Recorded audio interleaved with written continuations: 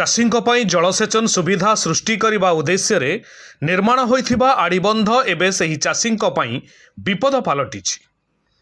ଯାଜପୁର ଜିଲ୍ଲା ଦାନଗଦି ବ୍ଲକ ଦେଉଳକଣ ପଞ୍ଚାୟତର ପାଟବାଲି ମୌଜା ଓ ଡଙ୍କାରୀସାହି ଅଞ୍ଚଳରେ ଟାଟା ଷ୍ଟିଲ୍ ଫାଉଣ୍ଡେସନ ପକ୍ଷରୁ ନିର୍ମିତ ଆଡ଼ିବନ୍ଧର ତ୍ରୁଟିପୂର୍ଣ୍ଣ ନିର୍ମାଣ ଯୋଗୁଁ ଚଳିତ ବର୍ଷାରେ ହେକ୍ଟର ହେକ୍ଟର ଧାନ ଚାଷ ନଷ୍ଟ ହୋଇଥିବା ଅଭିଯୋଗ ଉଠିଛି।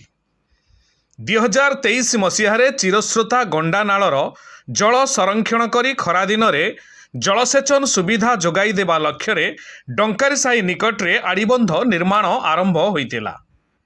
2024ରେ କାମ ଶେଷ ହୋଇଥିଲେ ମଧ୍ୟ ଗାର୍ଡ ୱାଲର ଉଚ୍ଚତା ପର୍ଯ୍ୟାପ୍ତ ନଥିବାରୁ ବର୍ଷା ଦିନେ ଗଣ୍ଡାନାଳର ପାଣି ଉଛୁଳି ଚାଷ ଜମିକୁ ପ୍ରବେଶ କରୁଛି।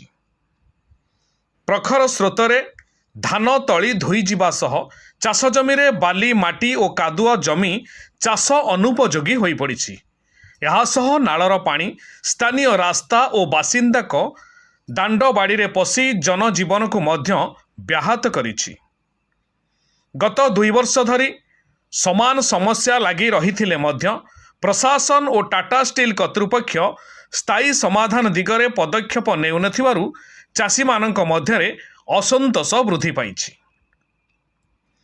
ଗତ ବର୍ଷ ସ୍ଥାନୀୟ ସରପଞ୍ଚ ବିଜୟ କୁମାର ଜେନା ପ୍ରଶାସନ ଓ ଟିଏସ୍ଏଫ୍ କର୍ତ୍ତୃପକ୍ଷଙ୍କ ଦୃଷ୍ଟି ଆକର୍ଷଣ କରିଥିଲେ ମଧ୍ୟ ସମସ୍ୟାର ସମାଧାନ ହୋଇପାରି ନାହିଁ।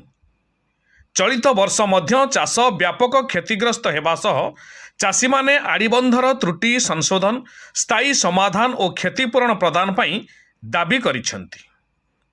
ଟମକାରୁ ଅବତାର ଅଲିଙ୍କ ରିପୋର୍ଟ, ମହାଗିରି ନ୍ୟୁଜ୍।